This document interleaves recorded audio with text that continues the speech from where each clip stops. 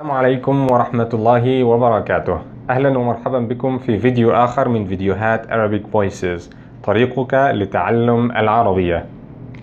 اليوم سنتحدث عما قالته لوما بشأن التدخين وأضرار التدخين، ونبدأ في الصفحة 137، حيث تقول لوما في السطر الثالث: ناهيك عن صحة المدخن التي تتأثر تأثرا سلبيا بعدد السجائر التي يستهلكها ويحرقها في اليوم. وتقول لوما هنا ناهيك عن، وهذه العبارة تعني إلى جانب أو بالإضافة إلى، خاصة إذا ما كنت تذكره بعد ذلك ربما يكون هو أكثر ضررا أو أكثر أهمية أحيانا.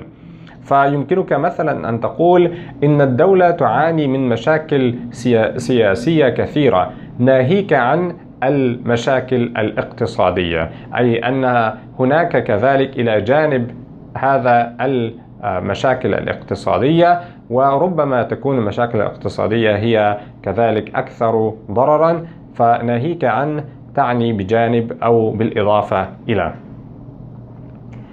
بعد ذلك في السطر الخامس تقول لوما: يوجد المدخنين بشراهة وهم منتشرين في جميع أنحاء البلاد. وتستخدم لوما هنا كلمة بشراهة مع التدخين.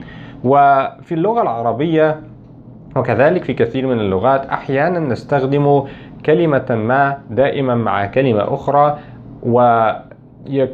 تكون هاتين الكلمتين متلازمتين، غالبا ما نستخدمهما بتكرار معا، كمثلا أن تكون صفة مع موصوف أو فعل مع مصدر وهكذا.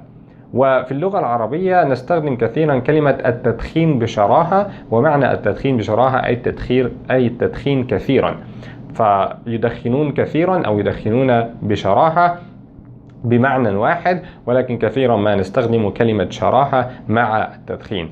كذلك أحيانا نستخدمها مع الطعام، يمكنك أن تقول هو يأكل بشراهة، أي يأكل كثيرا ويعني بانهماك وبحرص على الطعام، يأكل بشراهة أو يدخن بشراهة. كثيرا ما نستخدم كلمة شراهة مع التدخين لنعني التدخين كثيرا.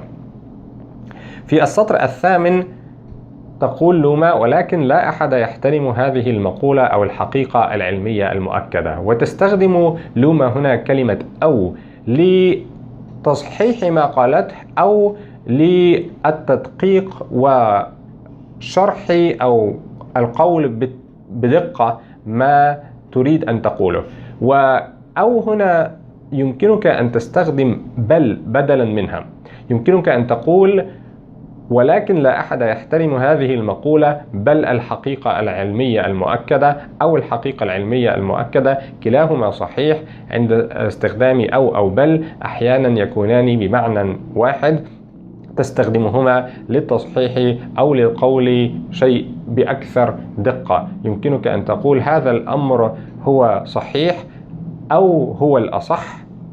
يمكنك أن تقول هذا هو صحيح بل هو الأصح، أي أنت تصحح ما تقوله أو تكون أكثر دقة فيما تقوله. فلا أحد يحترم هذه المقولة أو الحقيقة العلمية المؤكدة أو بل الحقيقة العلمية المؤكدة.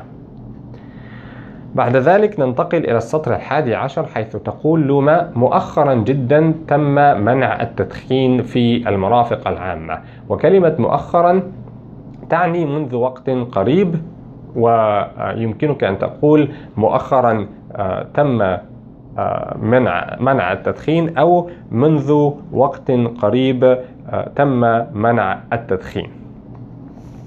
ننتقل بعد ذلك إلى السطر 15، حيث تقول لوما: في الحقيقة التدخين بالزمن القديم كان يقتصر فقط على الكبار من السن. وهنا نود مراجعة سريعة على صيغة كنا قد شرحناها، وهي استخدام الماضي كان مع الفعل المضارع، وهذا يدل على أن أمر ما كان يحدث في الماضي ولم يعد يحدث الآن، فالأمر قد تغير. فالتدخين لا يقتصر على الكبار من الناس فقط الآن، ولكن كذلك الصغار منهم. في الحقيقة التدخين بالزمن القديم كان يقتصر بصيغة كان مع الفعل المضارع، أي أن الأمر قد تغير الآن. كذلك هي تقول يقتصر فقط على كبار السن، وتستخدم الفعل يقتصر، ومع الفعل يقتصر تستخدم على. وهذه الصيغة الصحيحة. إذا أردت أن تستخدم الفعل يقتصر بمعنى يخص فلا بد من استخدام على. تقول هذا القانون يقتصر على كبار السن، أي يخص كبار السن، فلا بد من استخدام على مع الفعل يقتصر.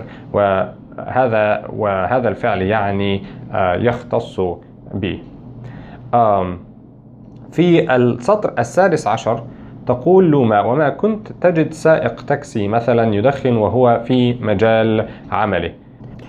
ننتقل إلى السطر 29 حيث تقول لوما بدأت الحكومة مؤخرا جدا بمنع بيع الشيشة في المقاهي. وهنا تستخدم لوما الفعل بدأ، وعند استخدام الفعل بدأ غالبا ما نستخدم معه حرف الباء. تقول بدأت بفعل أمر، بدأت بأداء الواجب، بدأت بالمذاكرة، بدأت بالخروج، وهكذا، فتبدأ بعمل أمر ما. بعد ذلك ننتقل إلى السطر 37 حيث تقول لوما فيا ريت كل الناس بتدخن زيي. وهي هنا تتحدث أكثر بشكل عام، وإذا في الحقيقة يا ريت هي كلمة عامية. إذا أردت أن تقول نفس الشيء في الفصحى فالأصح أن تقول فيا ليت. يا ليت هي للتمني، وتستخدم لأن تتمنى أن يكون أمر ما على غير ما هو عليه. تقول يا ليت كل الناس تدخن مثلي، أي أنك تتمنى أن يكون الناس لا يدخنون بشراهة ولكن يدخنون مثل ما تدخن. فيا ليت للتمني تستخدم يا ليت لتمني أمر ما.